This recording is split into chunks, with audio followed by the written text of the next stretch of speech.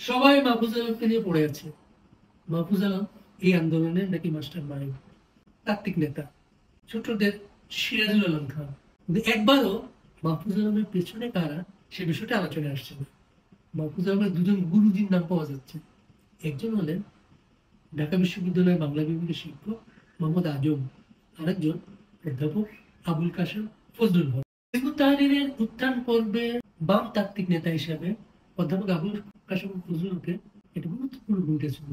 অবাক ব্যাপার না শুনে, অধ্যাপক আবুল কাশেম ফজলুল হককে বাম তাত্ত্বিক নেতা হিসেবে অনেকে জানেন, অনেকে তার ভক্ত। তার সাথে হিজবুত তাহরীরের মতো একটা মূল্যবাদী সন্ত্রাসী সংগঠনের সম্পর্ক ছিল, এটা শুনলেই অনেকে অবাক হতে পারেন। হিজবুত তাহরীরের দ্বন্দ্বে অধ্যাপক আবুল কাশেম ফজলুল হক যখন সরে আসছিলেন, এবং তার ছেলে ফয়সাল আরিফিন দীপন একজন প্রকাশক ছিলেন। প্রগতিশীল একজন প্রকাশক হিসেবে বন্ধু মহলে চমৎকার একটা মানুষ ছিলেন দীপন। এবং এই তার সাথে কারো কোনো দ্বন্দ্ব হয়েছে এটা বলতে পারবে না। সেই দীপন যখন খুন হলেন, তখন অবাক হয়ে ভাবলেন এটা কিভাবে সম্ভব। আসল সত্য হচ্ছে এই হত্যাকাণ্ডের পিছনে হিজবুত তাহরীরের দ্বন্দ্ব ছিল গুরুত্বপূর্ণ ভূমিকা। আর এই ছেলে মারা যাওয়ার পরে অধ্যাপক আবুল কাশেমের একটা বক্তব্য খুব আলোচিত হয়। তিনি হঠাৎ করে বললেন তিনি তার ছেলে হত্যার বিচার চান না। অনেকে ভাবলেন এটা আওয়ামী লীগ সরকারের প্রতি তার ক্ষোভ প্রকাশ পেতে পারে। আসল সত্য, তিনিও জানতেন এই দ্বন্দ্বের কারণ হচ্ছে হিজবুত তাহরীরের দ্বন্দ্ব। ঢাকা বিশ্ববিদ্যালয়ের বাংলা বিভাগের শিক্ষক মোহাম্মদ আজম রবীন্দ্র বিরুদ্ধের কারণে আলোচিত একটা নাম। রবীন্দ্র বিরুদ্ধকে কেন্দ্র করে তিনি গড়ে তোলেন একটা পাঠচক্র। সেই পাঠচক্রে বাংলা একাডেমি সাইমন জাকারিয়া সহ আরো কয়েকজন হন তার মুরিদ।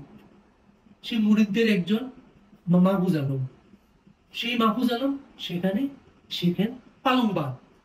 যারা বলার চেষ্টা করছেন পালংবাদটা সম্পর্কে তার ব্যাখ্যা অসম্পূর্ণ, মানে এই বিষয়টা তিনিও ভালো করে স্পষ্ট হন।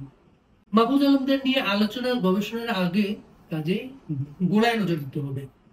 জানতে হবে এদের পেছনে কারা, কাদের কাছ থেকে এরা দীক্ষা নেয়, প্রশিক্ষণ পায় কোথা থেকে। এসব যদি না জানা হয় অনেক ধারণা অস্পষ্ট থেকে যাবে। আগে ভাবতে হবে, তারপরে বুঝতে হবে প্রজন্ম কোন দিকে যাচ্ছে, তারা কিভাবে বিপদগামী হচ্ছে। মুরিদ মাহফুজ আলম থেকে মোহাম্মদ আজম এবং অধ্যাপক আবুল কাশেম ফজলুল হক দুজনেই কিন্তু পুরস্কার পেয়ে গেছেন। মুরিদরা ক্ষমতায় গেছে, অধ্যাপক আবুল কাশেম ফজলুল হক হয়েছেন বাংলা একাডেমির সভাপতি এবং মোহাম্মদ আজম হয়েছেন বাংলা একাডেমির মহাপরিচালক। অনেকে হঠাৎ করে ভাবতে শুরু করেছিলেন এরা কিভাবে এখানে চলে এসেছেন। আসলে ছিল পেছনে মুরিদ মাহফুজ আলম। অনেকে মনে করেন ডক্টর ইউনূসকে চালান মাহফুজ। মাহফুজকে কারা চালান? দুজন গুরুর নাম পাওয়া গেল, অধ্যাপক আবুল কাশেম ফজলুল হক এবং মোহাম্মদ আজম। আর কে আছে পেছনে, এটা নিয়ে অনুসন্ধান চলতেই পারে।